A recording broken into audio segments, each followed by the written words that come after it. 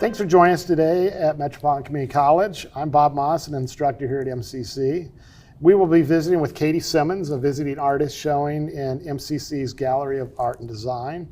The show is Coalescing, Explorations of Kindred Species. Welcome, Katie. Thank you so much. Thanks for coming in. Thank you for having me. You're welcome. Let's start out with, tell me about the show that's in our gallery, the Coalescing Explorations of Kindred Species. Absolutely. So the idea behind the show is really just inspired by my making process, which involves making with other species to create natural dyes and botanical prints. So for example, if I was on the Oregon coast like I was 2 summers ago, I would be trying to find different species of maybe like seaweed and algae and lichen and other plants that grow on the coast and trying to kind of convince them to give me color, which I would then add to my substrates, which would be paper or cotton or silk. So my thought behind it was like, you know, I'm making with these species as kind of co-collaborators. And then representationally, I was also depicting those using ballpoint pen to draw them. So that kind of comes along with it. The coalescing was me kind of imagining a collapsing of kind of distances between humans and other species, which is really occurring, you know, as the age of the human progresses, we're getting very, very close to other creatures. And so I wanted to highlight that in my work, if that makes sense. Good. How did you find MCC and what was the process for you to become our visiting artist?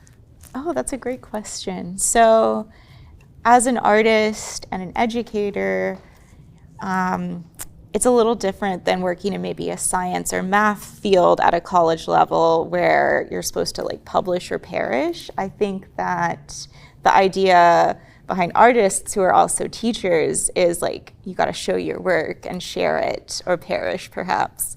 So I'm always looking for spaces and places to submit proposals to. And there's a few great websites. CAA is one of them, where they post like, hey, this gallery is looking for something, and they'll ask you for your idea for the exhibit, images of your work, maybe an artist statement, maybe even a layout, and then you send it in and you wait, and sometimes you hear back and sometimes they say yes, and you all are kind enough to have me here, so. Good, so no connection, just out of the blue you Yeah, applied in. Okay. Yeah, you know, I really like to apply to colleges and universities because so much of my own like work and joy is from teaching, so I really coming to this kind of space and being able to see what other students are doing and engage that way. But yeah. So what do you think of our gallery so far?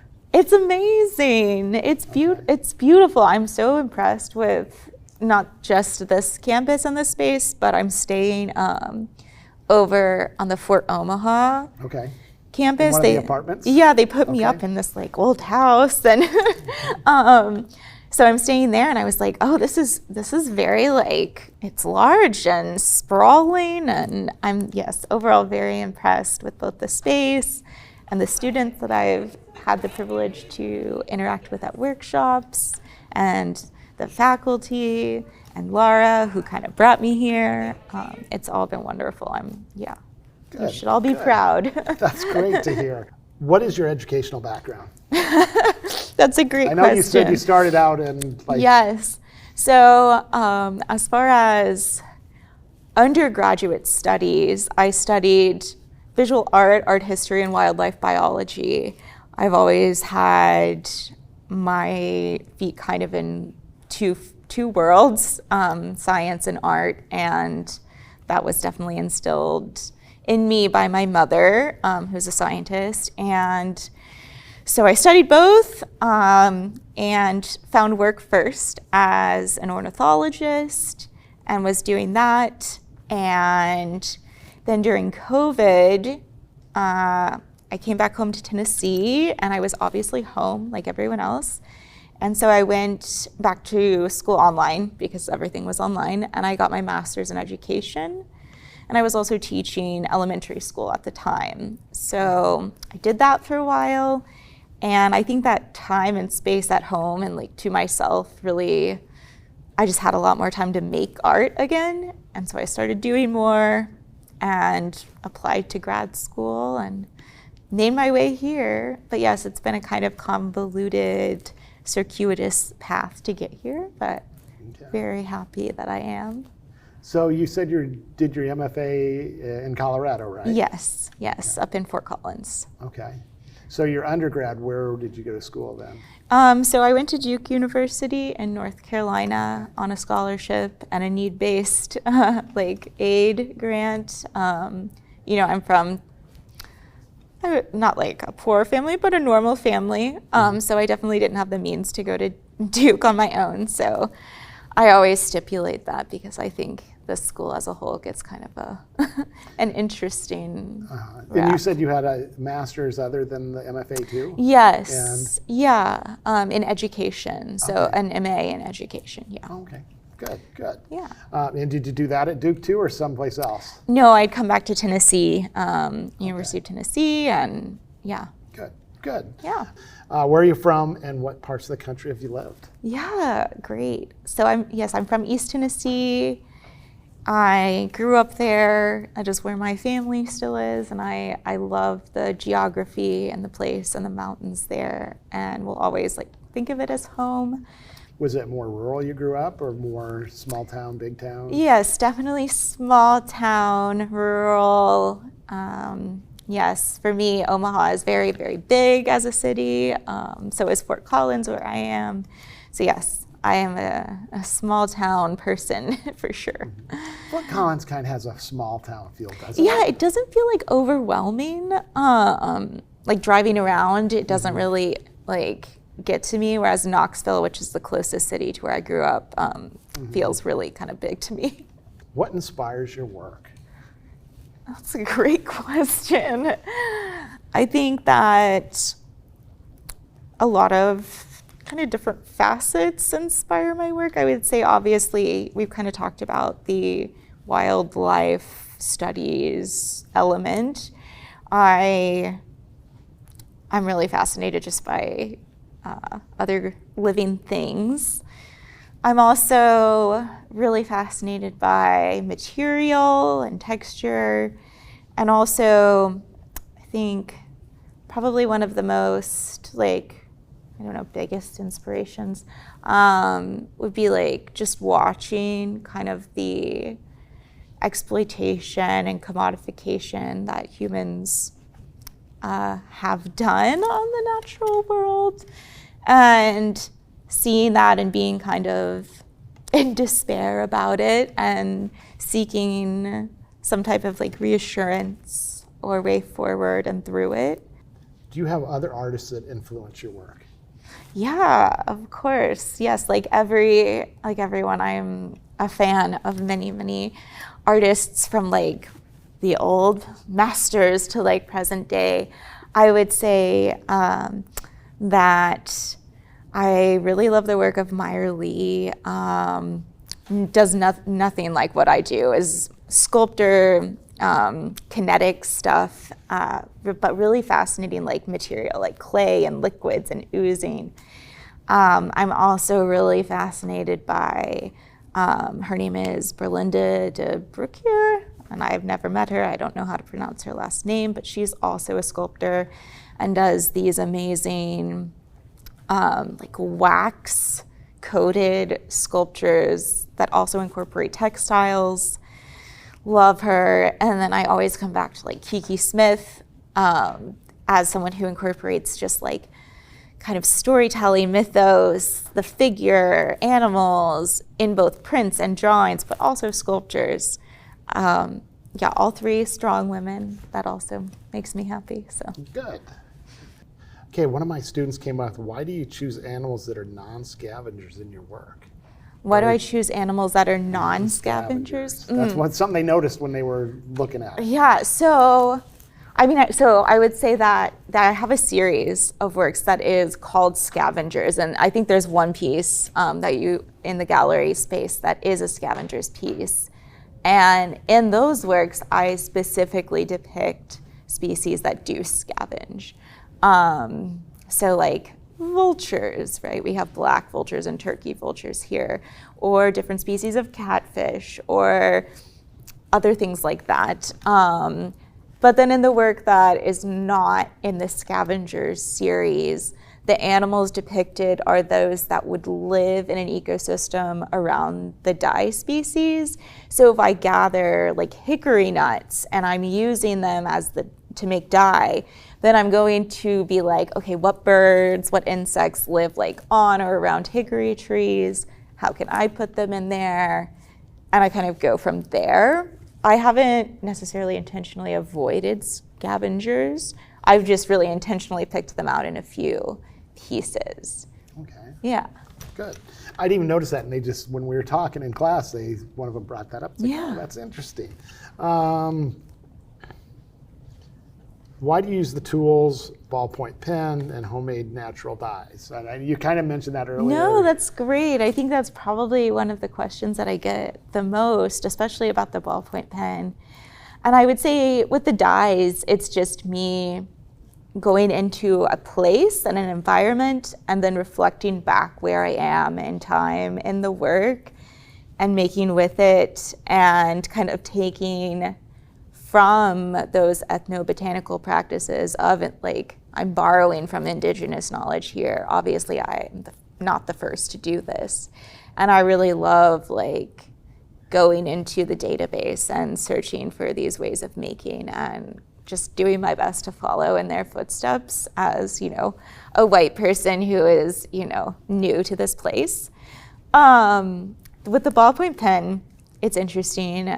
I have an advisor who just could not convince me to change what I was drawing with. And I'm not really sure why I love it so much, but it's something I would draw with in the field because it's always what's with me and it's really inexpensive and accessible. And now I kind of tell people, like, oh, it's a pairing of like the natural and the synthetic human made. And it's like these parallels, but in reality, I really just like how it feels. And I've spent years and years using it. And it's just like, we all have those materials that we're naturally drawn to. And I think that's it for me, so. So when you were young, did you doodle with pens versus pencils and stuff? Or anything to do with? I don't think so. I mean, I drew with everything I could find as a kid. I was not limiting myself to a ballpoint pen. That came like during college, I would say, when I started. Yeah. Was art part of your life as a child? Yes, definitely. Kind of like I said, my mom is a scientist, and she got her PhD in forestry. And then when I was born, she went back to school and became a teacher so that she could spend time with me. So I was very much like, she was like, science, science, but I was always also drawing. And so she became very much my biggest like supporter in that as well. She was never one of those parents that was like, oh no, like you're not gonna make any money as an artist. She was fully in my corner. So I grew up in art classes, and in high school, I remember having to get special permission because I skipped my lunch period so I could take the AP art classes that were offered. So it was always something that I loved and was encouraged to do, which is, I'm just very privileged to have had that. Great, great. What fabric is the most difficult to work with that you work with? Oh. Or do you work with different fabrics? Yeah. So with the dyeing, I try to work with natural fabric just because it's really difficult to dye synthetic fabric with natural dye. So cotton and silk and linen are the three I use most. And my favorite is probably silk, but it's also the most expensive. So I try to find it like used if I can. Sometimes I can. And the most difficult, probably like the synthetics, because sometimes like when you're trying to sew those, they're very like slippery and scrunchy, and they make me very upset at my sewing machine. Yeah. Why did you use plastic in the pine cone quilt? Is from one of my students. That's a great And that was question. in the side B, I think was the name of it. Yeah, so yeah, it's not showing right now, but Oh, okay. Did they get that? Because we pulled up your website too. yeah. Yeah, Okay. so it's two-sided. So the side that's facing out now is the kind of drawing side, and the other side is the actual like quilt. And I was just like sitting around, and I was telling my partner, I'm like, we have so much plastic. Like, this is a material, and it's so like durable, and it's so strong. Like, I need to do something with it because it's free. And so I just started saving it and sewing it into like these really big sheets of plastic. And it's just like this ubiquitous thing that you can't get away from. And so then I started like color coding it and making it into the triangles that are the pine cones parts of the quilt. And yeah, I mean, I think it's interesting to combine that with like the natural imagery, natural dyeing, because it very much is now in the environment. Like, it's in the oceans, it's in our blood, like it's everywhere. So it's kind of a realistic portrayal of how we are now. When did you decide to become an artist as your main career? Oh, yes, good question. I would say that it was probably during that like COVID period. I just had more time, and right after undergrad, I had applied to MFA programs, and I applied to like only art schools, and I didn't get in anywhere, and I was a little bit like devastated and kind of wrote it off. Was it because did you have a portfolio? you were Yeah, playing with? yeah. Okay. I think, I just like, I applied to like Yale and RISD, and I Okay. was like, I just didn't know any better. And I had kind of written it off because I was like, well, not good enough, not gonna do it. Like, I'm done, just gonna draw for fun. And I think just coming back to it, a few years later, and realizing like there were just other enormous, immense possibilities of where you can go to get your MFA. And again, my family and my fourth grade students, they're like, yeah, you got to try it. So yeah, I did. And it turned out well for me. So with being a fourth grade teacher, were you the art teacher or just you were the fourth grade teacher? No, I was just the fourth grade teacher. Okay. So I was, with them all the time. And So were you doing that when COVID hit? no, Or were you done teaching during by then? no, during COVID is when I started teaching. So, yes. So it was an interesting time. Did you start out online or were you Yes. face to face? Yes. Online, and then mixed like Okay. that weird hybrid Okay. period where it would be like one day you'd show up, and then the next day there'd be like no school, and then one day they wanted you to walk around like with the iPad because some students were home and some weren't in class. It was very weird. That would be a hard way to start teaching. Yeah. So Okay. it was different, but the kids, the students, I mean, like, they're the best part. They make you want to keep doing it. Just like my students now, they're just like big kids. So you're done with your MFA, and is it a part-time teaching, or are you? Yeah. So yeah, part-time, and I'm also, I just finished submitting applications to PhD programs. So, because I love school, why not keep going with it? So I will hear back from those in the spring. I've also, kind of put applications out to more like tenure track jobs. So with a PhD, what would that be in? Because can you get a PhD in art? So you can. In the United States, it is very limited. Okay. A PhD in art is very typical in like the UK, but not so much here. An MFA is considered your terminal degree. So there's a few programs, and one is in Lubbock, Texas, and another one is in UC San Diego. And the San Diego one is the one I applied to. Okay. But I also applied to a lot of PhD programs in anthropology because in addition to working kind of as an artist and a teacher, I also work as an advocate for survivors of like domestic abuse, sexual assault, and trafficking. And so a lot of my research and time has been spent working like with people and studying people. And I think that would be an alternative route that I would really be interested in going kind of studying. That's neat, because when I was reading your artist statement, you had some mentions of that and stuff. So, yeah. That's very cool. Thank you. Is there anything you'd like to share that we haven't asked yet?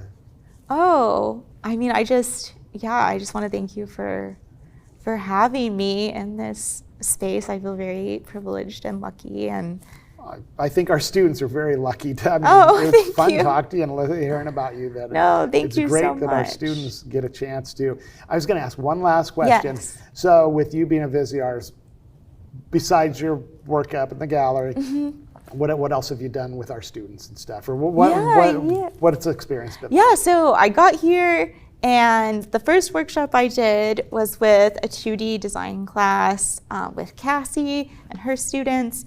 And we did an embroidery workshop. She thought that would, because I gave them kind of options of different things we could do. And so we did embroidery. And then today I went to the other 2D design class, yes, with Kelly. And we did an eco-printing workshop. So because it's winter and there's not very many living like plants around, I went to the grocery store and bought like purple cabbage and beets and onion, and I taught them how to eco-print that with steam and pressure, and so we did that. And I'll do a similar workshop tomorrow with the combined printmaking and book arts class. Okay. And then I was also lucky to be able to give an artist talk and have an opening reception yesterday, which again, Lara just like was instrumental, and everyone who worked in the gallery. So yeah, you guys really made me feel welcome. So thank you. I didn't know that you'd be involved with a script writing class. I love and it. A TV class. I know. I'm just like, whatever you all want, like yes to all of it. So thank you very much. Of course. Yes, I'm happy to be here. We'll kind of end it there. Okay, thank you so much. You're welcome. Thanks for being with us.